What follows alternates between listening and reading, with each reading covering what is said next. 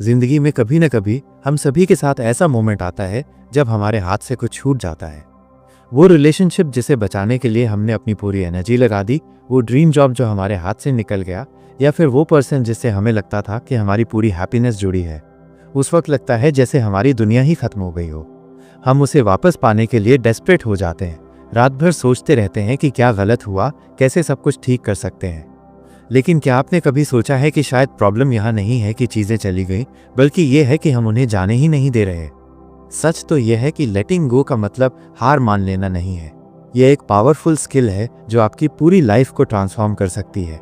जब आप सच में समझ जाते हैं कि किन चीज़ों को कंट्रोल करना है और किन को नेचुरली फ्लो होने देना है, तब आप एक्चुअली में फ्रीडम महसूस करते हैं। ये वो सीक्रेट है जिसे सक्सेसफुल और हैप्पी लोग जानते हैं, लेकिन कभी ओपनली शेयर नहीं करते। वे जानते हैं कि रियल स्ट्रेंथ अटैच होने में नहीं, बल्कि ज़रूरत पड़ने पर ग्रेसफुली डिटैच होने में है। आज मैं आपको एग्जैक्टली यही टेक्निक सिखाने वाला हूँ जो आपकी इमोशनल बैगेज को रिलीज करके आपको जेन्युइनली पीसफुल और कॉन्फिडेंट बनाएगी। नमस्ते दोस्तों, स्वागत है आपका ऑडियो बुक्स बाय इनवार यूट्यूब चैनल में।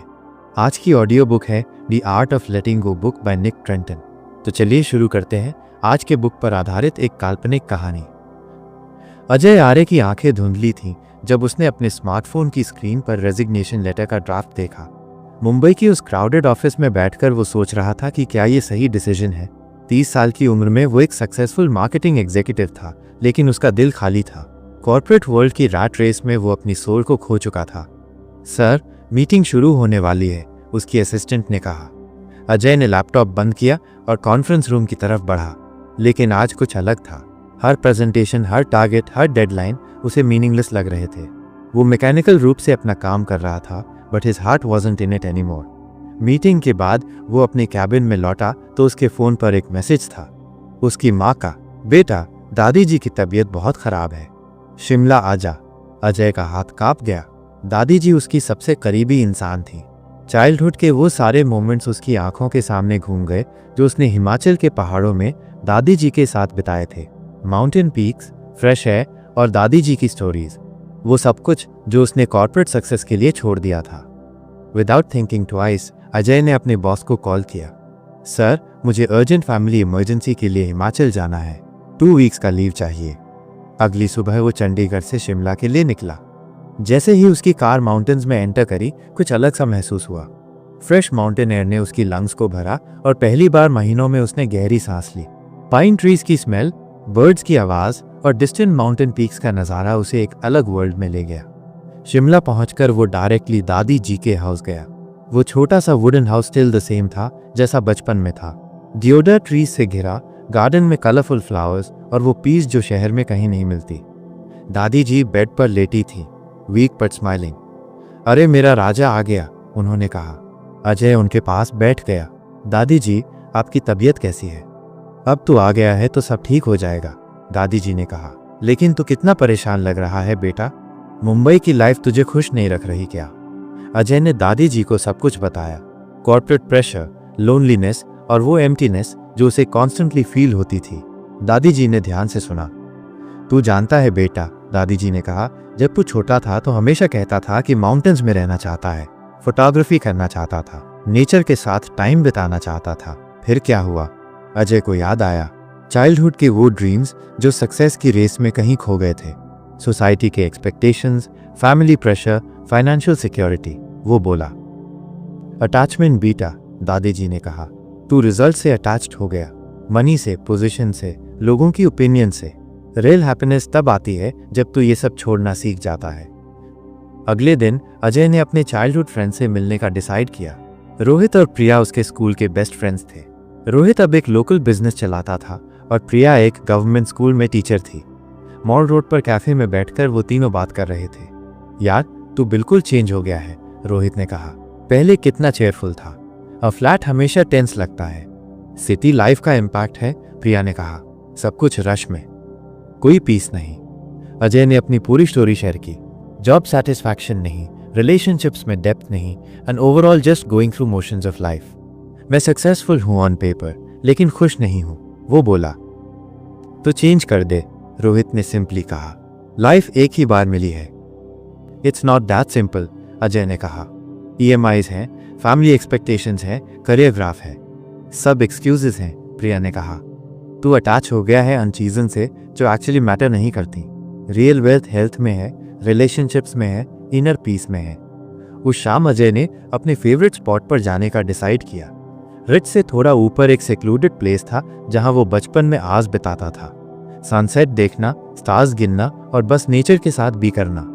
वहां पहुंचकर उसे लगा जैसे टाइम स्टॉप हो गया हो। वाली नीचे फैली थी, माउंटेन्स होराइजन तक स्ट्रेच कर रहे थे और स्काई में ऑरेंज और पर्पल के शेड्स पेंट हो रहे थे। इस मोमेंट में कोई डेडलाइंस नहीं थी, कोई टारगेट्स नहीं थे, कोई कंपटीशन नहीं था। अचानक उसे एहसास हुआ कि ये वो फीलिंग थी जो वो भूल गया था। प्योर कंटेनमेंट, कुछ पाने की चाह नहीं, कुछ प्रूव करने का प्रेशर नहीं, बस होना। उसने अपने फ़ोन से मुंबई ऑफिस का नंबर डायल किया। सर, मुझे रेजिग्नेशन सबमिट करना है, उसने कहा। फ़ोन पर साइलेंस थी। अजय, तुम साने हो, प्रमोशन के लिए कंसिडर हो रहे हो, सैलरी हाइक भी होगी। सर, मैंने डिसाइड कर लिया है, मैं कुछ और करना चाहता हूँ। कॉल कट करने के बाद अजय को लगा जैसे एक ह्यूज वेट उसके शोल्डर्स से उतर गया हो। स्कैरी था डिसीजन, अनसर्टन था फ्यूचर, लेकिन पहली बार मंथ्स में वो अलाइव फील कर रहा था। अगली सुबह दादी जी ने देखा कि अजय ज़्यादा रिलैक्स्ड लग रहा था। कुछ अच्छा डिसीजन लिया है लगता है, उन्होंने कहा। हाँ दादी जी, जॉब छोड़ दी है। दादी जी स्माइल करी। प्राउड ऑफ यू बेटा, लेकिन अब क्या प्लान है? कुछ नहीं पता, अजय ने ऑनेस्टली कहा। स्केर्ड भी हूँ, पैसा कैसे कमाऊंगा, फैमिली को क्या बताऊंगा, फ्यूचर क्या होगा। ये सब क्वेश्चंस नेचुरल हैं, दादी जी ने कहा। लेकिन अटैचमेंट रिलीज करने का मतलब ये नहीं कि इररिस्पॉन्सिबल बन जाओ। सिर्फ आउटकम पर कंट्रोल छोड़ना होता है, एफर्ट तो करनी पड़ती है। उस दिन अजय ने लॉन्ग वॉक किया पूरे शिमला में। हर जगह मेमोरीज थी। वो स्कूल जहाँ उसने पढ़ा था, वो पार्क जहाँ फ्रेंड्स के साथ खेला था, वो बुक स्टोर जहाँ घंटों नॉवेल्स पढ़ता था। एक फोटोग्राफी स्टूडियो के सामने रुक गया। डिस्प्ले में ब्यूटीफुल लैंडस्केप फोटोग्राफ्स थे, सब लोकल एरियाज के। अंदर गया तो ओनर मिला, करीब 50 साल का आदमी। ब्यूटीफुल वर्क, अजय ने कहा। Thank you. आप टूरिस्ट हैं? नहीं, लोकल हूँ। एक्चुअली मुंबई में काम करता था, अब वापस आया हूँ। आहा, रिवर्स माइग्रेशन, उस आदमी ने स्माइल करते हुए कहा। मैं भी दिल्ली से यहाँ शिफ्ट हुआ था 15 years ago. Best decision of my life. Ajay interested हो गया। कैसे मैनेज किया इनिशियली? Financial security? देखिए, जब आप पैशन फॉलो करते हैं और ऑनेस्ट एफर्ट करते हैं तो यूनिवर्स आपको सपोर्ट करती है। शुरू में स्ट्रगल था, लेकिन ग्रेजुअली सब सेट हो गया। अब मैं फाइनेंशियली भी स्टेबल हूँ और मेंटली भी हैप्पी हूँ। उस फोटोग्राफर की स्टोरी ने अजय को होप दी। वो भी फोटोग्राफी पैशनेट था बचपन से। मे बी वो भी इसे सीरियसली परस्यू कर सकता है। इवनिंग में दादी जी के साथ टी पीते हुए अजय ने अपने प्लान शेयर किए। फोटोग्राफी सीरियसली करना चाहता हूँ, nature photography, wedding photography, may be कुछ कमर्शियल वर्क भी। वंडरफुल आइडिया, दादी जी ने कहा। लेकिन रिमेंबर, सक्सेस का अटैचमेंट मत रखना। Enjoy the process, results naturally follow होंगी। अगले कुछ दिन अजय ने रिसर्चिंग में बिताए। Local photography market, competition, pricing, equipment requirements, सब कुछ स्टडी किया। उसके पास कुछ सेविंग्स थी मुंबई जॉब से, जो इनिशियल सेटअप के लिए काफ़ी थी। लेकिन सबसे बड़ी चैलेंज थी फैमिली को कन्विंस करना। उसके पेरेंट्स मुंबई में रहते थे और वो डेफिनेटली अंडरस्टैंड नहीं करेंगे कि उनका इंजीनियर बेटा अचानक फोटोग्राफर बनना चाहता है। वीडियो कॉल किया पेरेंट्स को। एक्सपेक्टेड रिएक्शन आया। पागल हो गया है क्या? पापा ने कहा। इतनी अच्छी जॉब छोड़कर फोटोग्राफी करेगा, कौन सी गारंटी है इनकम की? बेटा, सिक्योरिटी इंपॉर्टेंट है, मामा ने कहा। शादी भी तो करनी है, लड़की वाले क्या कहेंगे कि फोटोग्राफर है? अजय ने कामली एक्सप्लेन किया अपना डिसीजन। पापा, मैं अनहैप्पी था वहाँ, हेल्थ अफेक्ट हो रही थी। यहाँ मैं जेन्युइनली हैप्पी फील कर रहा हूँ और फोटोग्राफी में स्कोप है अगर डेडिकेशन से करूँ। तुम्हारी मर्जी, पापा ने डिसअपॉइंटेड टोन में कहा। लेकिन जब फाइनेंशियल प्रॉब्लम्स आएंगी तो हमसे हेल्प मत मांगना। कॉल कट हो गया। अजय को बुरा लगा, लेकिन वो समझ गया था कि ये नेचुरल रिएक्शन है। पेरेंट्स का फेयर अंडरस्टैंडेबल था, लेकिन वो अपनी हैप्पीनेस कॉम्प्रोमाइज नहीं कर सकता था। दादी जी ने देखा कि वो अपसेट है। बेटा, लोग सिर्फ वही एडवाइस देते हैं जो उन्होंने खुद फॉलो किया है। तेरे पापा ने ट्रेडिशनल पाथ फॉलो किया और उसमें सक्सेसफुल हुए। वो यही सेफ लगता है उन्हें, लेकिन तेरा पाथ डिफरेंट है। लेकिन अगर फेल हो गया तो फेलियर भी एक एक्सपीरियंस है, दादी जी ने कहा। एक्चुअली फेलियर का फियर ही सबसे बड़ी अटैचमेंट है। When you let go of the need to always succeed, you become free to take risks and explore possibilities. उस रात अजय ने निक ट्रेंटन की book the art of letting go पढ़ना शुरू की, जो उसे शिमला की एक बुक स्टोर से मिली थी। एक चैप्टर पर्टिकुलरली स्ट्राइक किया उसे, attachment to outcomes prevents us from enjoying the journey. When we let go of specific results, we open ourselves to infinite possibilities. अगले हफ्ते से अजय ने सीरियसली फोटोग्राफी प्रैक्टिस शुरू की। उसका ओल्ड DSLR कैमरा था जो कॉलेज के टाइम से डस्टी पड़ा था। उसे साफ किया, न्यू लेंसेज खरीदे और YouTube ट्यूटोरियल्स देखकर टेक्निकल स्किल्स ब्रश अप किए। हर सुबह सनराइज के लिए डिफरेंट लोकेशंस जाता। कुफरी, मशोबरा, नलदेहरा और कई छोटी जगहें एक्सप्लोर करी। हर शॉट से उसकी स्किल्स इंप्रूव हो रही थी और सबसे इम्पोर्टेंट, वो एंजॉय कर रहा था प्रोसेस को। 2 हफ्ते बाद उसके पास डिसेंट पोर्टफोलियो तैयार हो गया था। लोकल वेडिंग प्लानर से मिला, होटल से कांटेक्ट किया टूरिज्म फोटोग्राफी के लिए और सोशल मीडिया पर अपना वर्क शोकेस करना शुरू किया। पहला असाइनमेंट मिला एक स्मॉल वेडिंग का। पेमेंट ज़्यादा नहीं था, लेकिन एक्सपीरियंस वैल्यूएबल था। उसने पूरी डेडिकेशन से काम किया। कपल खुश थे रिजल्ट से और उन्होंने अपने फ्रेंड्स को रिकमेंड भी किया। स्लोली वर्ड स्प्रेड होने लगा, मोर असाइनमेंट्स आने लगे। एक लोकल होटल ने उसे हायर किया देयर वेबसाइट के लिए, लैंडस्केप फोटोग्राफ्स के लिए। पेमेंट रीजनेबल था और काम एंजॉयबल था। 3 मंथ्स बाद अजय फाइनेंशियली ब्रेक इवन कर रहा था। एक्सपेंसेस कवर हो रहे थे और कुछ सेविंग्स भी हो रही थी, लेकिन सबसे बड़ी बात, वो हैप्पी था। दादी जी की हेल्थ इंप्रूव हो रही थी। डॉक्टर ने कहा था कि फैमिली का साथ होना उनके लिए बहुत हेल्पफुल था। तेरे आने के बाद दादी जी बहुत पॉजिटिव हो गई हैं, मामा ने फ़ोन पर कहा। वो भी स्लोली अंडरस्टैंड करने लगी थी अजय के डिसीजन को। 4 महीने बाद अजय को एक सरप्राइज मिला। प्रिया ने कॉल किया था, यार मेरी फ्रेंड काव्य दिल्ली से आ रही है, फोटोग्राफर है वो भी, तुमसे मिलना चाहती है। काव्या एक एस्टैब्लिश्ड फोटोग्राफर थी फैशन और कमर्शियल फोटोग्राफी में। जब वो शिमला आई तो अजय के वर्क को देखकर इम्प्रेस्ड हुई। Your landscape photography is really good, उसने कहा। आपका आई फॉर कॉम्पोजिशन नेचुरल है। दिल्ली में अपॉर्चुनिटीज हैं फैशन फोटोग्राफी में, इंटरेस्टेड है? अजय कंफ्यूज्ड हो गया। फैशन फोटोग्राफी मेंट बिग मनी, रिकग्निशन और एग्जैक्टली वो इंडस्ट्री जो उसने छोड़ी थी एक तरह से। लेकिन फोटोग्राफी में था तो मे बी डिफरेंट होगा। कुछ दिन साथ काम करने के बाद अजय को काव्या अट्रैक्टिव लगने लगी। इंटेलिजेंट थी, पैशनेट थी अपने वर्क को लेकर और कॉमन इंटरेस्ट्स थे। तुम टैलेंटेड हो, काव्य ने कहा। शिमला में लिमिट कर रहे हो खुद को, दिल्ली आ जाओ, मैं तुम्हें इंडस्ट्री इंट्रोड्यूस करा सकती हूँ। अजय के माइंड में फिर से कंफ्यूजन शुरू हुई। काव्या अट्रैक्टिव थी, अपॉर्चुनिटी लुक्रेटिव थी। मे बी यही वो नेक्स्ट स्टेप था जिसकी उसे ज़रूरत थी। दादी जी ने नोटिस किया कि वो फिर से रेस्टलेस हो रहा है। क्या बात है बेटा, कुछ परेशान लग रहा है। अजय ने काव्य और दिल्ली अपॉर्चुनिटी के बारे में बताया। तू फिर से अटैचमेंट बना रहा है, दादी जी ने कहा। काव्या के साथ, सक्सेस के साथ, मनी के साथ। पहले तूने कॉर्पोरेट सक्सेस को अटैच्ड हो गया था, अब फोटोग्राफी सक्सेस को अटैच हो रहा है। लेकिन दादी जी, अपॉर्चुनिटी अच्छी है और काव्य को भी लाइक करता हूँ। लाइक करना अलग बात है, अटैचमेंट अलग बात है। अगर तू सिर्फ इसलिए दिल्ली जा रहा है क्योंकि अपॉर्चुनिटी है या काव्य है, तो ये भी एक अटैचमेंट है। रियल डिसीजन वो होता है जो तेरी इनर वॉइस से आता है, एक्सटर्नल फैक्टर्स से नहीं। उस रात अजय ने बहुत सोचा। काव्या के साथ टाइम स्पेंड किया था तो एंजॉय किया था, लेकिन क्या वो जेन्युइनली उससे प्यार करता था या सिर्फ अट्रैक्टेड था? दिल्ली अपॉर्चुनिटी एक्साइटिंग थी, लेकिन क्या वो वापस उसी रैट रेस में फंसना चाहता था? अभी सुबह उसने अपने फेवरेट स्पॉट पर जाकर मेडिटेशन की। माउंटेन्स की साइलेंस में बैठकर अपने थॉट्स ऑब्जर्व किए। स्लोली क्लैरिटी आने लगी। वो काव्या को लाइक करता था, लेकिन वो फीलिंग जेन्युइन नहीं थी।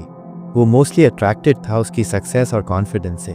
दिल्ली अपॉर्चुनिटी टेम्पटिंग थी, लेकिन वो फिर से सेम मिस्टेक्स कर रहा था, माइनस एक्सटर्नल वैलिडेशन सीख करना। शिमला में लास्ट 6 मंथ्स में जो पीस मिली थी, जो सेटिस्फैक्शन मिली थी अपने वर्क से, वो जेन्युइन थी। माउंटेन्स, नेचर, सिंपल लाइफस्टाइल, यही उसका ऑथेंटिक सेल्फ था। काव्य से ऑनेस्टली बात की। मुझे लगता है कि मैं अभी रेडी नहीं हूँ दिल्ली मूव के लिए, यहाँ बहुत अच्छा लग रहा है। काव्या डिसअपॉइंटेड हुई। तुम अपॉर्चुनिटी वेस्ट कर रहे हो, यहाँ कितना ग्रो कर सकते हो। ग्रोथ सिर्फ फाइनेंशियल या प्रोफेशनल नहीं होती, अजय ने कहा। पर्सनल हैप्पीनेस भी इंपॉर्टेंट है। काव्य ने कुछ नहीं कहा। वो समझ गई कि अजय का माइंडसेट डिफरेंट था। 2 दिन बाद वो दिल्ली चली गई। अजय को थोड़ा सैड लगा इनिशियली, लेकिन रिलीफ भी था। उसने फिर से अपने हार्ट की सुनी थी, एक्सटर्नल प्रेशर के बजाय। काव्या के जाने के बाद अजय ने रियलाइज किया कि रिलेशनशिप में भी अटैचमेंट इशू था। वो आइदर कंप्लीटली डिटैच रहता था या ओवर अटैच्ड हो जाता था। हेल्दी बैलेंस नहीं था। दादी जी से इस बारे में बात की। बेटा, अटैचमेंट और लव में फर्क होता है। लव में फ्रीडम होती है, अटैचमेंट में पोजेशन होता है। तू काव्या को पोजेस करना चाहता था या जेन्युइनली उसकी हैप्पीनेस चाहता था? अजय ने ऑनेस्ट होकर एडमिटेड किया कि वो काव्या को अपनी लाइफ में फिट करने की कोशिश कर रहा था, उसकी इंडिविजुअल चॉइसेस रिस्पेक्ट नहीं कर रहा था। यही तो अटैचमेंट है, दादी जी ने कहा। जब तू जेन्युइनली किसी को लव करता है तो तू चाहता है कि वो अपनी चॉइसेस फ्रीली मेक करे। आउटकम की अटैचमेंट नहीं होती। इस इंसाइट के बाद अजय ने अपने पेरेंट्स के साथ रिलेशनशिप भी रीअसेस की। वो उनकी अप्रूवल की अटैचमेंट रखे हुए था, जिसकी वजह से हमेशा डिफेंसिव रहता था। पेरेंट्स को कॉल किया। पापा, मुझे माफ़ करना अगर मैंने आपकी फीलिंग्स हर्ट की हैं। मैं अपने डिसीजंस के लिए रिस्पॉन्सिबल हूँ, लेकिन आपकी अप्रूवल के बिना भी मुझे अपनी खुशी चूज करनी होगी। पापा साइलेंट थे कुछ देर, फिर बोले, बेटा, हम सिर्फ तेरी सिक्योरिटी चाहते थे, लेकिन अगर तू खुश है तो हमें भी खुशी होगी। मामा भी फ़ोन पर आई। हमने तेरी फ़ोटो सोशल मीडिया पर देखी हैं, बहुत अच्छी हैं, प्राउड हैं तुझ पर। उस कॉन्वर्जेशन के बाद अजय को लगा जैसे कोई इनविजिबल वेट लिफ्ट हो गया हो। फैमिली अप्रूवल की अटैचमेंट रिलीज हो गई थी। 6ठे महीने में अजय ने एक इंटरेस्टिंग प्रोजेक्ट स्टार्ट किया। लोकल कम्युनिटी के साथ फोटोग्राफी वर्कशॉप्स कंडक्ट करने लगा। बच्चों को, हाउसवाइफ्स को, रिटायर्ड पीपल को फोटोग्राफी सिखाता था। इनिशियली इसका कोई फाइनेंशियल मोटिव नहीं था, बस एंजॉय करता था टीचिंग को। लेकिन ग्रेजुअली इससे भी इनकम जनरेट होने लगी। वर्कशॉप्स पॉपुलर हो गए और लोग फीस पे करने के लिए रेडी थे। ज़्यादा इम्पॉर्टेंट ये था कि कम्युनिटी से स्ट्रॉन्ग कनेक्शन बन गया। लोग उसे सिर्फ फोटोग्राफर नहीं बल्कि फ्रेंड की तरह देखने लगे। वेडिंग्स में इनवाइट करते थे, फेस्टिवल्स में पार्टिसिपेट करने के लिए बुलाते थे। एक स्टूडेंट था रवि, 16 साल का। फाइनेंशियली वीक फैमिली से था, लेकिन फोटोग्राफी में बहुत इंटरेस्टेड था। अजय ने उसे फ्री कोचिंग दी और इक्विपमेंट भी प्रोवाइड किया। सर, मैं आपको फीस नहीं दे सकता, रवि ने कहा था। फीस की ज़रूरत नहीं, अजय ने कहा, बस मेहनत करके सीखो। जब तुम सक्सेसफुल हो जाओगे तो किसी और की हेल्प कर देना। रवि की फोटोज इंप्रूव होने लगी और उसे भी छोटे मोटे असाइनमेंट्स मिलने लगे। उसकी खुशी देखकर अजय को एहसास हुआ कि यही था रियल सेटिस्फैक्शन, किसी की लाइफ में पॉजिटिव इम्पैक्ट डालना। दादी जी बहुत खुश थीं। अब समझ आया तुझे? जब तू सिर्फ अपने लिए नहीं बल्कि दूसरों के लिए भी करता है तो वो कर्म बनकर तेरे पास वापस आता है। ये यूनिवर्सल लॉ है। 1 साल हो गया था अजय के शिमला मूव को। दादी जी पूरी तरह रिकवर हो चुकी थी। अजय का फोटोग्राफी बिजनेस स्टेबल हो चुका था। उसके पास रेगुलर क्लाइंट्स थे, वर्कशॉप्स चलती थीं और कुछ होटल से मंथली कॉन्ट्रैक्ट्स भी थे। फाइनेंशियल तो वो मुंबई के कंपेयर में कम अर्न कर रहा था, लेकिन हैप्पीनेस लेवल बहुत ज़्यादा था। स्ट्रेस नहीं था, हेल्थ अच्छी थी, रिलेशनशिप्स मीनिंगफुल थे। एक इवनिंग वो रिज पर वॉक कर रहा था तो उसे एक फेमिलियर फेस दिखा। रोहित था, उसका स्कूल फ्रेंड। यार, तो बिल्कुल चेंज हो गया है, रोहित ने कहा। 1 साल पहले जब मिला था तो तय्यनसी लग रहा था, अब बिल्कुल रिलैक्स्ड और हैप्पी लग रहा है। अटैचमेंट छोड़ना पड़ा, अजय ने कहा। रिजल्ट्स की अटैचमेंट, लोगों की ओपिनियंस की अटैचमेंट, फ्यूचर की एक्सेसिव प्लानिंग की अटैचमेंट। जब ये सब छोड़ा तो पीस मिली। साउंड्स फिलोसॉफिकल, रोहित ने हंसते हुए कहा, लेकिन प्रैक्टिकल टर्म्स में क्या करा तूने? प्रेजेंट मोमेंट में जीना सीखा, हर दिन को एंजॉय करना सीखा, सक्सेस या फेलियर दोनों को इक्वली हैंडल करना सीखा, और सबसे इंपॉर्टेंट, अपनी हैप्पीनेस दूसरों के डिसीजंस पर डिपेंड नहीं करने दी। उस रात अजय ने निक ट्रेंटन की बुक फिर से पढ़ी। एक कोट पर्टिकुलरली मीनिंगफुल लगा। Letting go doesn't mean giving up, it means accepting what we can not control and focusing our energy on what we can control, our actions, attitudes and responses. 2 महीने बाद अजय को एक pleasant surprise मिला। प्रिया ने phone किया था। यार, मेरी कजिन मीरा बैंगलोर से आ रही है, टीचर है प्राइमरी स्कूल में, तुमसे मिलवाना चाहती हूँ। प्रिया, मैं अभी डेटिंग सीन में नहीं हूँ, अजय ने कहा। अरे यार, फ्रेंड की तरह मिलो। वो भी सिटी लाइफ छोड़कर पीसफुल जगह शिफ्ट करना चाहती है। ती छोटे उम्हारी एक्सपीरियंस हेल्प करेगी उसको। अजय रिलक्टेंटली एग्री हो गया। मीरा से मिला तो रियलाइज हुआ कि वो जेन्युइन पर्सन थी। प्रीटेंस नहीं था कोई, सिंपल थी और चिल्ड्रन की पैशनेट थी। मैंने सुना है आपने कॉर्पोरेट जॉब छोड़कर फोटोग्राफी चूज की, मीरा ने कहा। ब्रेव डिसीजन था। इनिशियली स्कैरी था, अजय ने एडमिट किया, लेकिन राइट था। धीरे धीरे उनकी फ्रेंडशिप डेवलप हुई। मीरा कुछ दिन शिमला में रही और अजय ने उसे डिफरेंट प्लेसेस घुमाए, फोटोग्राफी भी सिखाई उसे। अजय को मीरा के साथ कंफर्टेबल फील हुआ। कोई प्रेशर नहीं था इम्प्रेस करने का, कोई अटैचमेंट नहीं थी स्पेसिफिक आउटकम की, बस नेचुरल फ्रेंडशिप थी। मीरा को भी अजय का अप्रोच पसंद आया। आप बहुत पीसफुल लगते हैं, उसने कहा। कोई डेस्परेशन नहीं है कुछ प्रूव करने की। 3 महीने बाद जब मीरा वापस बैंगलोर गई तो दोनों को रियलाइज हुआ कि कुछ स्पेशल कनेक्शन था, लेकिन कोई रश नहीं था रिलेशनशिप को लेबल करने की। लॉन्ग डिस्टेंस कम्युनिकेशन चली, daily calls, messages, photo share करते थे। ग्रेजुअली दोनों को लगा कि ये जेन्युइन फीलिंग्स थी। मैं शिमला शिफ्ट करना चाहती हूँ, मीरा ने एक दिन कहा, लेकिन सिर्फ आपके लिए नहीं, मुझे भी माउंटेन लाइफ अट्रैक्ट करती है। अजय को लगा कि यही था हेल्दी अप्रोच। मीरा अपनी खुशी के लिए डिसीजन ले रही थी, सिर्फ रिलेशनशिप के लिए सैक्रिफाइस नहीं कर रही थी। अब जानते हैं बुक की कुछ बातें। जिंदगी एक अनंत यात्रा है और इस यात्रा में हम अनगिनत एक्सपीरियंसेस और इमोशन से गुजरते हैं। कभी हम खुशियों के पलों को अपने दिल में संजो कर रखते हैं और कभी दुख और डिसअपॉइंटमेंट्स का सामना करते हुए अपने आप को टूटा हुआ महसूस करते हैं। लेकिन जिंदगी की सबसे बड़ी सीख ये है कि हमें जाने देना सीखना होगा। निक ट्रेंटन की इस masterpiece the art of letting go ने हमें यह सिखाया है कि लेटिंग गो कोई वीकनेस नहीं है, बल्कि ये स्ट्रेंथ और विजडम का प्रतीक है। आज के फास्ट पेस्ड वर्ल्ड में हम सभी किसी न किसी चीज से अटैच हो जाते हैं। ये अटैचमेंट हमारे रिलेशनशिप से हो सकती है, हमारी मटेरियल पोजेशन से हो सकती है, या फिर हमारे पास्ट के मेमोरीज से हो सकती है। लेकिन जब ये अटैचमेंट हमारे ग्रोथ में बाधक बन जाती है, तब हमें समझ जाना चाहिए कि ये समय है लेटिंग गो का।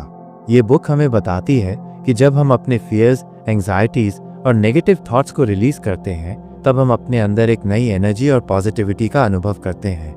ह्यूमन रिलेशनशिप्स में भी लेटिंग गो का कॉन्सेप्ट बहुत इंपॉर्टेंट है। कई बार हम अपने लव्ड वंस को इतनी टाइट ग्रिप से होल्ड करते हैं कि वे सफोकेट फील करने लगते हैं। हम उनकी हर मूवमेंट को कंट्रोल करने की कोशिश करते हैं, उनके हर डिसीजन में इंटरफेरेंस करते हैं। लेकिन ये अप्रोच हेल्दी नहीं है। ट्रू लव का मतलब है फ्रीडम देना, स्पेस देना और ट्रस्ट करना। जब हम अपने पार्टनर, चिल्ड्रन या फ्रेंड्स को फ्रीली एक्सप्रेस करने की परमिशन देते हैं, तभी हमारे रिलेशनशिप्स जेन्युइन और स्ट्रांग बनते हैं। हमारे करियर और प्रोफेशनल लाइफ में भी लेटिंग गो का बहुत महत्व है। कई बार हम अपनी पास्ट अचीवमेंट्स में स्टक हो जाते हैं या फिर किसी स्पेसिफिक पोजीशन या डेजिग्नेशन के लिए डेस्परेट हो जाते हैं। लेकिन जब हम इस अटैचमेंट को रिलीज करते हैं और ओपन माइंडेड अप्रोच अपनाते हैं, तब हमारे सामने न्यू अपॉर्चुनिटीज का दूर खुलता है। ये बुक हमें सिखाती है कि सक्सेस का मतलब ये नहीं है कि हम हर चीज को कंट्रोल करें, बल्कि ये है कि हम फ्लो के साथ मूव करें और अडैप्ट करना सीखें। फाइनेंशियल सिक्योरिटी के मामले में भी हमें बैलेंस्ड अप्रोच अपनानी चाहिए। मनी और मटेरियल पोजेशंस इंपॉर्टेंट हैं, लेकिन जब ये हमारी प्रायोरिटी बन जाती है और हम इसके लिए अपनी मेंटल पीस और रिलेशनशिप्स को सैक्रिफाइस करने लगते हैं, तब ये अनहेल्दी हो जाता है। लेटिंग गो का मतलब ये नहीं है कि हम केयरलेस हो जाएं, बल्कि ये है कि हम मॉडरेट अप्रोच अपनाएं और मटेरियल थिंग्स पर अपनी हैप्पीनेस डिपेंडेंट न रखें। हमारी हेल्थ और वेलबींग के लिए भी लेटिंग गो एसेंशियल है। स्ट्रेस, एंग्जाइटी और नेगेटिव इमोशंस को अपने अंदर एक्यूमुलेट करना हमारे फिजिकल और मेंटल हेल्थ के लिए हार्मफुल है। जब हम मेडिटेशन, माइंडफुलनेस और रिलैक्सेशन टेक्निक्स प्रैक्टिस करते हैं, तब हम अपने अंदर के टॉक्सिसिटी को रिलीज करते हैं। यह प्रोसेस हीलिंग और रिजुविनेशन का काम करती है। हमारा बॉडी और माइंड फ्रेश फील करता है और हमारी एनर्जी लेवल इंप्रूव होती है। स्पिरिचुअल ग्रोथ के लिए भी लेटिंग गो का प्रैक्टिस बहुत इंपॉर्टेंट है। जब हम अपने ईगो, प्राइड और जजमेंटल एटीट्यूड को रिलीज करते हैं, तब हम ह्यूमिलिटी और कंपैशन डेवलप करते हैं। यह हमारे इनर पीस और कंटेंटमेंट में कंट्रीब्यूट करता है। हमें रियलाइज होता है कि लाइफ का असली मतलब मटेरियल सक्सेस में नहीं, बल्कि इनर सेटिस्फैक्शन और हार्मनी में है। पास्ट के पेनफुल मेमोरीज और ट्रॉमेटिक एक्सपीरियंसेस को होल्ड करना भी हमारे प्रेजेंट को अफेक्ट करता है।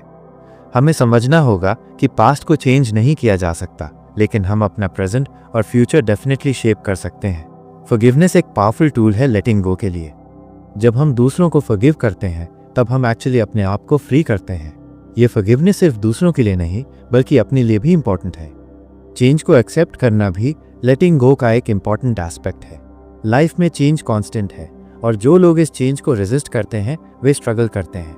लेकिन जो लोग चेंज को एम्ब्रेस करते हैं और अडाप्ट करना सीखते हैं वे लाइफ में सक्सेस और हैप्पीनेस अचीव करते हैं। हमें समझना होगा कि चेंज ग्रोथ का इंडिकेटर है और ये हमारे डेवलपमेंट के लिए नेसेसरी है। फियर भी एक ऐसी इमोशन है जिसे हमें रिलीज करना सीखना चाहिए। Fear of failure, fear of rejection, fear of unknown future, ये सभी हमारे प्रोग्रेस में बाधक बनते हैं। जब हम अपने फियर्स को फेस करते हैं और उन्हें ओवरकम करने की कोशिश करते हैं तब हमारा कॉन्फिडेंस लेवल इंक्रीज होता है। हमें रियलाइज होता है कि जितना हम फियर करते थे एक्चुअल सिचुएशन उतनी स्कैरी नहीं थी। परफेक्शनिज्म भी एक ऐसी टेंडेंसी है जिसे हमें लेट गो करना चाहिए। परफेक्शनिस्ट अप्रोच हमें पैरालाइज्ड कर देती है और हम एक्शन लेने से अफ्रेड हो जाते हैं। हमें समझना होगा कि परफेक्शन एक इल्यूजन है और रियल वर्ल्ड में एक्सीलेंस का मतलब है कंटिन्यूअस इंप्रूवमेंट, ना कि फ्लॉलेस परफॉर्मेंस। जब हम परफेक्शनिज्म को रिलीज करते हैं तब हम क्रिएटिविटी और इनोवेशन में बेटर परफॉर्म करते हैं। सोशल मीडिया और कंपैरिजन कल्चर भी आज के टाइम में एक मेजर इशू है। हमें कॉन्स्टेंटली दूसरों की लाइफ से अपनी लाइफ कंपेयर करने की हैबिट हो गई है। ये कंपैरिजन जेलसी, इनसिक्योरिटी और डिससैटिस्फैक्शन क्रिएट करती है। हमें समझना होगा कि हर पर्सन का जर्नी यूनिक है और हमें अपने आप को दूसरों से कंपेयर करने के बजाय अपने पर्सनल ग्रोथ पर फोकस करना चाहिए। टेक्नोलॉजी और गैजेट्स के साथ भी हमारी अनहेल्दी अटैचमेंट डेवलप हो गई है। हम स्मार्टफोन्स, सोशल मीडिया और वर्चुअल वर्ल्ड में इतने इन्वॉल्व हो गए हैं कि रियल लाइफ की एक्सपीरियंसेस को मिस कर रहे हैं। डिजिटल डिटॉक्स और माइंडफुल यूजेज की प्रैक्टिस करना इंपॉर्टेंट है। हमें टेक्नोलॉजी को टूल की तरह यूज करना चाहिए, न कि उसके स्लेव बनना चाहिए। टाइम मैनेजमेंट के मामले में भी लेटिंग गो का कॉन्सेप्ट अप्लाई होता है। हमें हर एक्टिविटी में परफेक्ट होने का प्रेशर नहीं लेना चाहिए। Sometimes good enough is enough. हमें प्रायोरिटाइज करना सीखना चाहिए और नॉन एसेंशियल थिंग्स को लेट गो करना चाहिए। यह अप्रोच हमें स्ट्रेस फ्री लाइफ जीने में हेल्प करती है। पेरेंटिंग में भी लेटिंग गो एक क्रूशियल स्किल है। ओवर प्रोटेक्टिव पेरेंट्स अपने चिल्ड्रन के नेचुरल डेवलपमेंट में इंटरफेरेंस करते हैं। चिल्ड्रन को अपनी मिस्टेक्स करने की परमिशन देनी चाहिए क्योंकि मिस्टेक से ही लर्निंग होती है। हमें अपने चिल्ड्रन को इंडिपेंडेंट बनाना चाहिए, न कि डिपेंडेंट रखना चाहिए। एजिंग प्रोसेस को एक्सेप्ट करना भी लेटिंग गो का हिस्सा है। हमें अपनी यूथ और फिजिकल अपीयरेंस को लेकर ऑब्सेस्ड नहीं होना चाहिए। एजिंग एक नेचुरल प्रोसेस है और हर एज का अपना ब्यूटी और विजडम होता है। जब हम एजिंग को ग्रेसफुली एक्सेप्ट करते हैं तब हम अपने मैच्योर ईयर्स को भी एंजॉय कर सकते हैं। लॉस और ग्रीफ को हैंडल करना लाइफ का एक इम्पॉर्टेंट पार्ट है। जब हम कोई लव्ड वन खो देते हैं या कोई सिग्निफिकेंट लॉस एक्सपीरियंस करते हैं तब लेटिंग गो की प्रोसेस शुरू होती है। यह प्रोसेस पेनफुल है लेकिन ये हीलिंग के लिए नेसेसरी है। हमें अपनी ग्रीफ को सप्रेस नहीं करना चाहिए बल्कि उसे फील करना चाहिए और ग्रेजुअली रिलीज करना चाहिए। क्रिएटिव परस्यूट्स में भी लेटिंग गो इम्पॉर्टेंट है। जब हम अपनी क्रिएटिविटी को फ्रीली एक्सप्रेस करते हैं और परफेक्शनिस्ट अप्रोच को रिलीज करते हैं तब हमारी आर्टिस्टिक एबिलिटीज फ्लरिश करती हैं। हमें एक्सपेरिमेंटेशन और इनोवेशन को एनकरेज करना चाहिए। लीडरशिप क्वालिटीज डेवलप करने के लिए भी लेटिंग गो एसेंशियल है। गुड लीडर्स वे होते हैं जो माइक्रो मैनेजमेंट नहीं करते बल्कि अपनी टीम को एम्पावरमेंट देते हैं। वे डेलीगेशन में बिलीव करते हैं और अपनी टीम मेंबर्स पर ट्रस्ट करते हैं। लर्निंग और एजुकेशन में भी ओपन माइंडेड अप्रोच इंपॉर्टेंट है। जब हम अपनी प्रीकंसीव्ड नोशंस और बायसेस को रिलीज करते हैं तब हम न्यू नॉलेज को अब्सॉर्ब करने के लिए रेडी हो जाते हैं। यह अप्रोच हमारे इंटेलेक्चुअल ग्रोथ में कंट्रीब्यूट करती है। मेंटल फ्लेक्सिबिलिटी भी लेटिंग गो का रिजल्ट है। रिजिड थिंकिंग पैटर्न्स हमें नैरो माइंडेड बनाते हैं, लेकिन जब हम फ्लेक्सिबल अप्रोच अपनाते हैं तब हम डिफरेंट पर्सपेक्टिव्स को अंडरस्टैंड करने में केपेबल हो जाते हैं। ये क्वालिटी प्रॉब्लम सॉल्विंग और डिसीजन मेकिंग में हेल्प करती है। सेल्फ कंपैशन डेवलप करने के लिए भी हमें सेल्फ क्रिटिसिज्म और हार्श जजमेंट को लेट गो करना पड़ता है। जब हम अपने साथ काइंड और अंडरस्टैंडिंग होते हैं तब हमारा सेल्फ एस्टीम इंप्रूव होता है। हमें समझना होगा कि नोबडी इज परफेक्ट और मिस्टेक्स करना ह्यूमन नेचर का हिस्सा है। रेजिलियंस बिल्ड करने के लिए भी लेटिंग गो इम्पॉर्टेंट है। जब हम सेटबैक्स और फेलियर्स को पर्सनल अटैक्स की तरह नहीं लेते बल्कि उन्हें लर्निंग अपॉर्चुनिटीज की तरह ट्रीट करते हैं तब हमारी रेजिलियंस कैपेसिटी इंक्रीज होती है। हम एडवर्सिटी के बाद भी क्विकली रिकवर करने में एबल हो जाते हैं। कम्युनिकेशन स्किल्स इंप्रूव करने के लिए भी हमें डिफेंसिव एटीट्यूड को लेट गो करना पड़ता है। जब हम जेन्युइनली दूसरों की बात सुनने के लिए रेडी होते हैं और अपने ओपिनियंस को इम्पोज करने की कोशिश नहीं करते तब हमारे रिलेशनशिप्स में इंप्रूवमेंट होती है। इनोवेशन और क्रिएटिविटी के लिए भी कन्वेंशनल थिंकिंग को रिलीज करना इंपॉर्टेंट है। जब हम out of the box thinking approach अपनाते हैं तब हम यूनिक सॉल्यूशंस फाइंड करने में सक्सेसफुल हो जाते हैं। यह अप्रोच बिजनेस और प्रोफेशनल लाइफ में कंपेटिटिव एडवांटेज प्रोवाइड करती है। इमोशनल इंटेलिजेंस डेवलप करने के लिए भी हमें इमोशनल रिएक्टिविटी को कंट्रोल करना सीखना पड़ता है। जब हम अपने इमीडिएट इमोशनल रिस्पॉन्सेस को रेगुलेट करना सीखते हैं, तब हमारे इंटरपर्सनल रिलेशनशिप्स में क्वालिटी इंप्रूवमेंट होती है। माइंडफुलनेस प्रैक्टिस भी लेटिंग गो का पावरफुल टेक्निक है। जब हम प्रेजेंट मोमेंट में फोकस्ड रहते हैं और पास्ट या फ्यूचर की एंजाइटीज को रिलीज करते हैं, तब हमारा मेंटल क्लैरिटी इंप्रूव होती है। ये प्रैक्टिस स्ट्रेस रिडक्शन में भी हेल्प करती है। ग्रैटिट्यूड एटीट्यूड डेवलप करने के लिए भी हमें कंप्लेनिंग और नेगेटिव थिंकिंग को लेट गो करना पड़ता है। जब हम अपनी लाइफ की पॉजिटिव एस्पेक्ट्स पर फोकस करते हैं, तब हमारा ओवरऑल सेटिस्फैक्शन लेवल इंक्रीज होती है। एडवेंचर और न्यू एक्सपीरियंसेस के लिए भी हमें कंफर्ट जोन को लीव करना पड़ता है। जब हम फेमिलियर एनवायरनमेंट्स और रूटीन्स को रिलीज करते हैं, तब हम एक्साइटिंग अपॉर्चुनिटीज एक्सप्लोर कर सकते हैं। यह अप्रोच लाइफ को इंटरेस्टिंग और फुलफिलिंग बनाती है। ट्रस्ट बिल्डिंग के लिए भी कंट्रोल की नीड को रिलीज करना इंपॉर्टेंट है। जब हम दूसरों पर जेन्युइन ट्रस्ट करते हैं और माइक्रो मैनेज करने की टेंडेंसी को लेट गो करते हैं, तब हमारे रिलेशनशिप्स में डेप्थ और ऑथेंटिसिटी डेवलप होती है। पर्सनल ग्रोथ के लिए भी हमें अपनी लिमिटिंग बिलीफ्स और सेल्फ सैबोटेजिंग पैटर्न्स को आइडेंटिफाई करके रिलीज करना होता है। जब हम अपने पोटेंशियल को फुली रियलाइज करने के लिए रेडी हो जाते हैं, तब हमारी अचीवमेंट्स में सिग्निफिकेंट इंप्रूवमेंट होती है। हैप्पीनेस परस्यू करने के लिए भी एक्सटर्नल वैलिडेशन की डिपेंडेंसी को रिलीज करना इंपॉर्टेंट है। जब हम इंटरनली मोटिवेटेड हो जाते हैं और अपनी हैप्पीनेस के लिए दूसरों पर डिपेंडेंट नहीं रहते, तब हमारी इमोशनल स्टेबिलिटी इंप्रूव होती है। विजडम अक्वायर करने के लिए भी एरोगेंस और नो इट ऑल एटीट्यूड को लेट गो करना पड़ता है। जब हम हम्बल अप्रोच अपनाते हैं और कंटिन्यूअस लर्निंग के लिए ओपन रहते हैं, तब हमारा नॉलेज बेस एक्सपैंड होता है। पीस और ट्रैंक्विलिटी अचीव करने के लिए भी कियोस और अननेसेसरी ड्रामा को रिलीज करना इंपॉर्टेंट है। जब हम सिंप्लिसिटी और मिनिमलिज्म की डायरेक्शन में मूव करते हैं, तब हमारी लाइफ में काम और सेरेनिटी इंक्रीज होती है। सक्सेस डिफाइन करने के लिए भी सोसाइटल एक्सपेक्टेशंस और पीयर प्रेशर को लेट गो करना पड़ता है। जब हम अपनी personal definition of success create करते हैं, तब हमारी अचीवमेंट्स में जेन्युइन सेटिस्फैक्शन मिलती है। लव एक्सप्रेस करने के लिए भी पोजेसिवनेस और जेलसी को रिलीज करना इंपॉर्टेंट है। प्योर लव अनकंडीशनल होता है और फ्रीडम प्रोवाइड करता है। जब हम अटैचमेंट को लव समझने की मिस्टेक नहीं करते, तब हमारे रिलेशनशिप्स में जेन्युइन कनेक्शन डेवलप होती है। ये जर्नी ऑफ लेटिंग गो कभी भी कंप्लीट नहीं होती। ये एक कंटिन्यूअस प्रोसेस है जो हमारी इंटायर लाइफ में चलती रहती है। हर स्टेज में हमें डिफरेंट थिंग्स को रिलीज करना पड़ता है। चाइल्डहुड में हमें टॉयज और गेम्स को लेट गो करना पड़ता है। एडोलेसेंस में हमें पेरेंटल डिपेंडेंसी को रिलीज करना पड़ता है। अडल्टहुड में हमें करियर प्रेशर्स और सोशल एक्सपेक्टेशंस को हैंडल करना पड़ता है। और ओल्ड एज में हमें फिजिकल कैपेबिलिटीज और इंडिपेंडेंस को एक्सेप्ट करना पड़ता है। लेकिन ये सब चैलेंजेस नहीं हैं, बल्कि अपॉर्चुनिटीज हैं ग्रोथ और ट्रांसफॉर्मेशन की। जब हम लेटिंग गो को रेजिस्टेंस के साथ नहीं, बल्कि एक्सेप्टेंस के साथ अप्रोच करते हैं, तब ये प्रोसेस स्मूथ और नेचुरल हो जाती है। निक ट्रेंटन की ये बुक हमें प्रैक्टिकल स्ट्रैटेजीज और टेक्निक्स प्रोवाइड करती है, जिनका यूज करके हम इफेक्टिवली लेटिंग गो प्रैक्टिस कर सकते हैं। Breathing exercises, meditation techniques, journaling practices और कॉग्निटिव रिस्ट्रक्चरिंग मेथड्स, ये सब टूल्स हैं जो हमारी जर्नी में सपोर्ट करते हैं। आज के कंपेटिटिव वर्ल्ड में, जहां हर व्यक्ति सक्सेस की रेस में इन्वॉल्व है, वहां लेटिंग गो की फिलॉसफी काउंटर इंट्यूटिव लग सकती है। लेकिन जो लोग इस आर्ट को मास्टर कर लेते हैं, वे रियलाइज करते हैं कि ये अप्रोच एक्चुअली उन्हें मोर सक्सेसफुल और कॉन्टेंट बनाती है। जब हम डेस्परेटली कुछ अचीव करने की कोशिश करते हैं, तब हमारा एनर्जी स्कैटर्ड हो जाती है। लेकिन जब हम रिलैक्स्ड और फोकस्ड अप्रोच अपनाते हैं, तब हमारा परफॉर्मेंस नेचुरली इंप्रूव हो जाता है। ये पैराडॉक्स है, लेकिन ये इफेक्टिव है। स्पोर्ट्स में भी ये कॉन्सेप्ट अप्लाई होता है।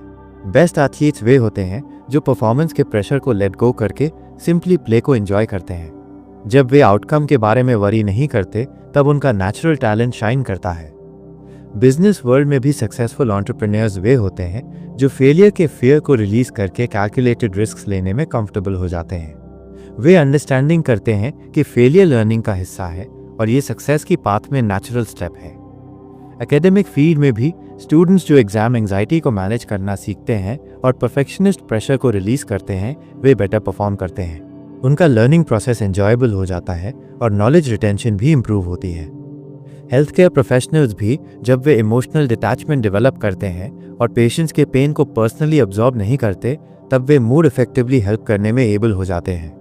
कंपैशन इंपॉर्टेंट है, लेकिन इमोशनल ओवरलोड काउंटर प्रोडक्टिव है।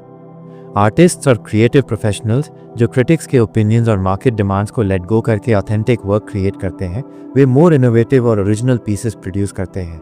उनकी क्रिएटिविटी रिस्ट्रिक्शन फ्री हो जाती है। टीचर्स और एजुकेटर्स भी जब वे कंट्रोल की नीड को रिलीज करके स्टूडेंट्स को सेल्फ डायरेक्टेड लर्निंग के लिए एनकरेज करते हैं, तब क्लासरूम का एनवायरनमेंट मोर एंगेजिंग और प्रोडक्टिव हो जाता है। ये philosophy of letting go different cultures और रिलीजन्स में भी रिफ्लेक्टेड है।